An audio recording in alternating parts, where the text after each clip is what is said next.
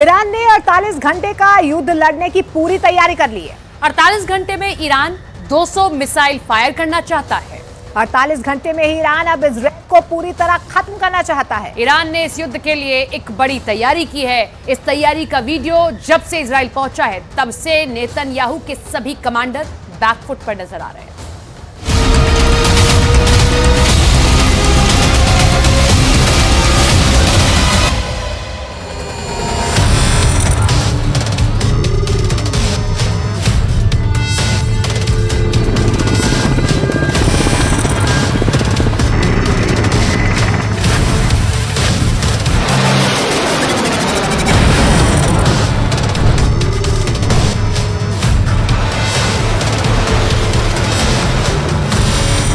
Iran ने फैसला कर दिया है। ईरान ने ताकत की नुमाइश शुरू कर दी है।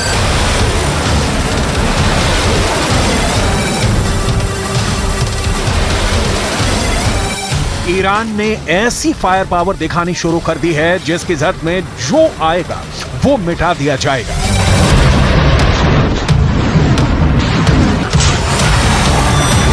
ईरान बताना चाहता है कि इजराइल से वो टक्कर लेने के लिए तैयार है, लेकिन क्या वाकई ऐसा है कि ईरान अब इजराइल से युद्ध करना चाहता है? क्योंकि गाजा से युद्ध निकलकर बाहर फैला तो खतरा तीसरे विश्व युद्ध का जताया जा रहा है, जिसकी आग में पूरी दुनिया जलेगी।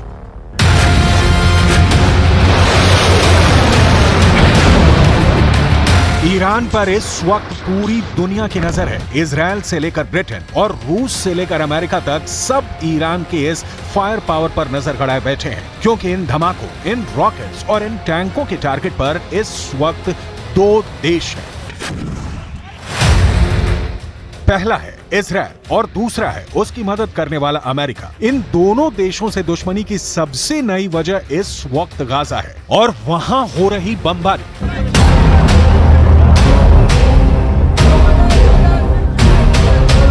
गाजा में इजराइल की बमबारी की वजह से 8,000 से ज्यादा लोग मारे जा चुके हैं। कब्रिस्तान नहीं बचे हैं। लोगों को एक साथ दफनाया जा रहा है। गाजा की हजारों इमारतें इजराइल के बम से तबाह हो चुकी हैं।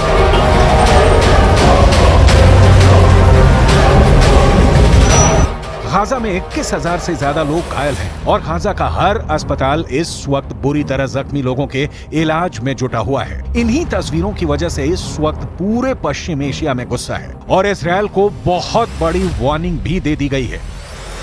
तुर्की ने कहा है कि इजराइल गाजा पर बमबारी वाला पागलपन बंद करे। राष्ट्रपति एर्दोआन ने कहा है कि अमेरिका के बिना इजराइल की सेना 3 दिन में ढह जाएगी। सऊदी अरब ने कह दिया है कि इजराइल गाजा में घुसने की कोशिश न करे, इसका अंजाम बहुत बुरा होगा।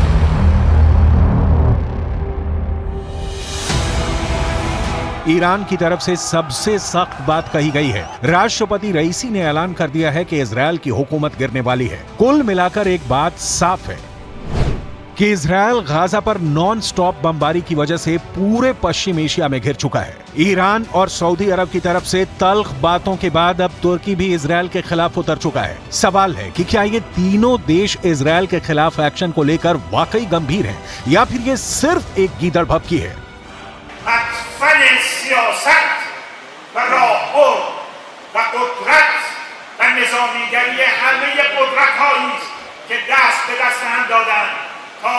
چند هزار کودک را بکشند.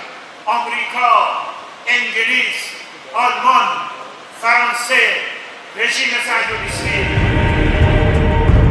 ईरान ने इजराइल और अमेरिका दोनों को डराने के लिए एक बहुत बड़ा युद्धाभ्यास किया है। इस युद्धाभ्यास में ईरान की सेना ने 200 हेलीकॉप्टर का इस्तेमाल किया है। ईरान की IRGC यानी इस्लामिक रिवॉल्यूशनरी गार्ड्स कोर के कमांडो ने इस्फहान के पास अपनी पूरी ताकत दिखाई है। इतने हेलीकॉप्टर एक साथ लॉन्च करने का मतलब युद्ध ही होता है। इसमें ईरान के कोबरा हेलीकॉप्टर भी शामिल हुए, यानी मैसेज साफ है। ईरान बताना चाहता है कि अपनी तरफ बढ़ती सेनाओं के खिलाफ कमांडो ऑपरेशन शुरू करेगा। 200 हेलीकॉप्टर के साथ ईरान अपनी क्विक रिएक्शन फोर्स का प्रदर्शन कर रहा है, क्योंकि अब नए जमाने की युद्ध में तेजी से हुई कार्रवाई ही निर्णायक साबित होती है। एक बड़ी कमांडो टीम को कैसे दुश्मन के इलाके में उतारना है ये भी दिखाया गया। अमेरिका में बने C-130 हरक्युलिस विमान के जरिए कमांडोज को कैसे दुश्मन के इलाके में भेजना है इसकी भी तैयारी दिखाई गई। लेकिन सबसे खतरनाक मैसेज ईरान की ड्रोन पावर है। यूक्रेन में शाहिद ड्रोन की कयामत वाली कार्रवाई के बाद अब ईरान कॉम्बैट ड्रोन में सुपर पावर बन चुका है। ड्रोन से मिसाइल कैसे फायर करनी है, दुश्मन पर कैसे पिन पॉइंट अटैक करना है, ये भी ईरान के इस युद्धाभ्यास में दिखाया गया। इसके बाद बारी आई है टैक्टिकल मिसाइल, यानी छोटी दूरी पर दुश्मन के टुकड़े पर कैसे सटीक हमला करके हाहाकार मचाना है। ईरान इसका भी एक्सपर्ट बन चुका है। ये सब हथियारों को इजराइल के बॉर्डर तक ले जाना ईरान के लिए आसान नहीं, लेकिन एक तरह से ये युद्धाभ्यास करके ईरान अपने दुश्मनों को बता रहा है कि अगर उसे अपनी जमीन पर युद्ध लड़ना पड़ा तो मुंह तोड़ जवाब मिलेगा। वैसे ईरान बार बार कह चुका है कि गाजा में इजराइल का ग्राउंड ऑपरेशन हुआ तो इसका मतलब युद्ध होगा और तब उसे रोकने वाली कोई ताकत नहीं बचेगी। जमीन नुक्ते कुव्वत फिलिस्तीनी हास्त, अगर बियायंद तबदील ख़वाहंद। ईरान के तेवर देखकर नेतन्याहू की तरफ से एक ऐसा बयान आया है जिसकी पूरी दुनिया में चर्चा हो रही है। नेतन्याहू ने कहा है कि 7 अक्टूबर को हुए हमास के हमले के पीछे ईरान है। इस बारे में वो पुख्ता तौर पर नहीं कह सकते। देखा जाए तो एक तरह से नेतन्याहू ने ईरान को क्लीन चिट दे दी है। איראן תומכת בחמאס. אני חושב שזה 90% בערך מהתקציב הצבאי של חמאס בא מאיראן. היא מממנת, היא מארגנת, היא מנחה, היא מדריכה. אני לא יכול להגיד לך בהכרח שבפעולה הספציפית הזאת, ברגע הספציפית הזה, הם היו שותפים למיקרו-תכנון. אבל זה שהם מגבים את מכונת המלחמה של החמאס, הם מקיימים אותה. בלי הפיגומים האלה אין חמאס. כמו שאין חיזבאללה. सवाल ये भी उठता है कि ईरान से युद्ध को लेकर क्या इजराइल बैकफुट पर आ चुका है और वो ईरान से ये भी कहना चाहता है कि वो भी गाजा से दूर रहे।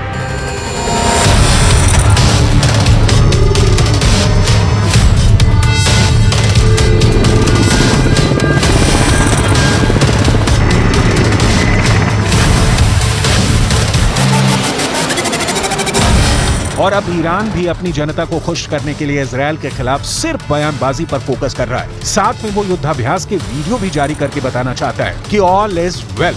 ऐसे में सवाल है कि जब ईरान के लिए ये हथियार इजराइल के बॉर्डर तक पहुंचाना आसान नहीं, तो फिर गाजा को कौन बचाएगा?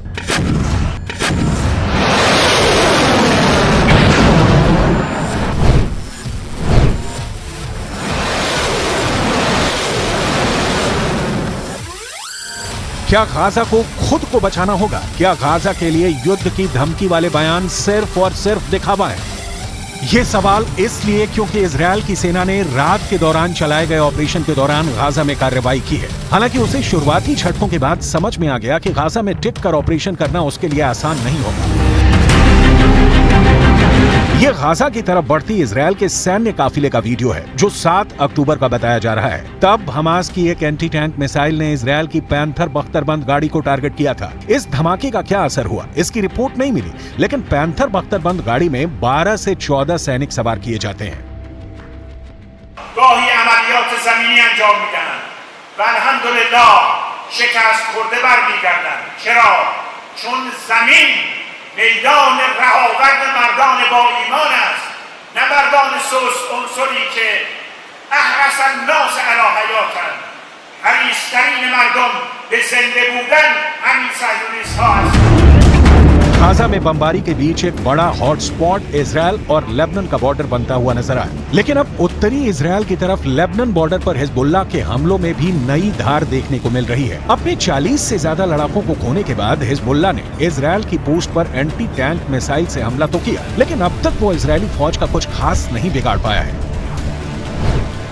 इसलिए सवाल यहाँ भी उठता है कि क्या गाजा पर इजराइल के ग्राउंड ऑपरेशन को लेकर हिजबुल्लाह के तेवर भी ठंडे पड़ गए?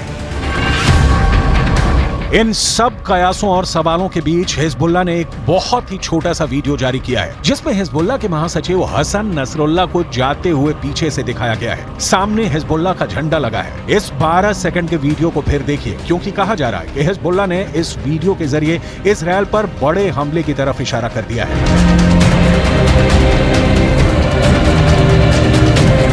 ईरान भी अपनी तैयारी पूरी रखना चाहता है। ईरान ने युद्धाभ्यास में अपने तोपखाने की ताकत भी दिखाई है। ये है ईरान की चलती फिरती तोप, नाम है राद 2। ईरान की ये तोप 155 मिलीमीटर का गोला फायर करती है। देखिए कैसे टारगेट को लेकर तैयारी की गई और फिर जब इस तोप ने गोला दागा तो वो कितनी सटीक जगह जाकर गिरा। ईरान की ये तस्वीरें इजरायल को डराने के लिए है।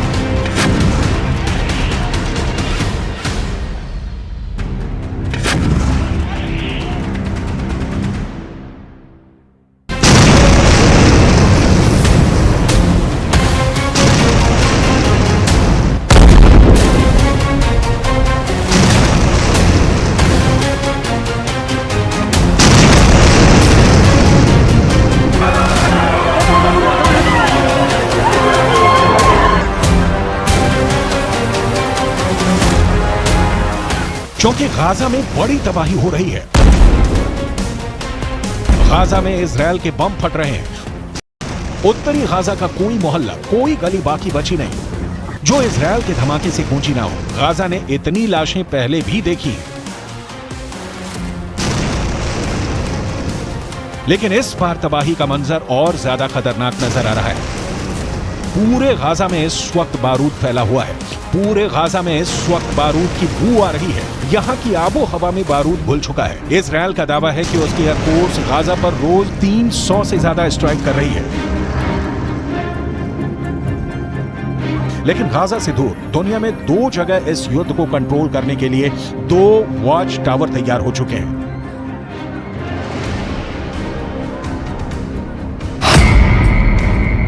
एक है भूमध्य सागर, जहां अमेरिका ने समुद्री बेड़े तैयार कर दिए हैं, तो दूसरा है फारस की खाड़ी, जहां चीन ने अपने 6 जंगी जहाज तैनात कर दिए हैं। एक तरफ अमेरिका इजरायल को बचाने पहुंच गया है, तो दूसरी तरफ चीन की तैनाती बताती है कि उसने ईरान को सुरक्षित रखने के लिए अपनी मसल पावर दिखानी शुरू कर दी है।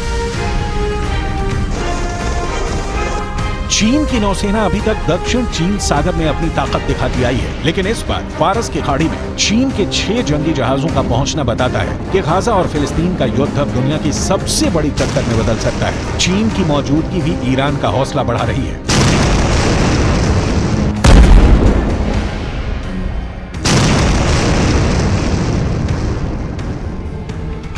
फिलहाल हर जगह ईरान के ऐसे ही वीडियो की चर्चा हो रही है और सब ये जानना चाहते हैं कि ईरान अब गाजा पर बमबारी को लेकर इजरायल के खिलाफ क्या कर सकता है। सबसे बड़ी बात समझने वाली ये है कि ईरान नहीं चाहेगा कि ये युद्ध उसकी जमीन तक पहुंचे और ज्यादा से ज्यादा एक्शन हिजबुल्लाह की तरफ से हो, लेकिन फिर भी उसने अपनी तैयारी पूरी कर ली है, क्योंकि इजरायल पर ईरान का हमला हुआ तो उसे रौंदने के लिए अमेरिका की 40,000 सेना पहले से ही खाड़ी देशों में मौजूद है।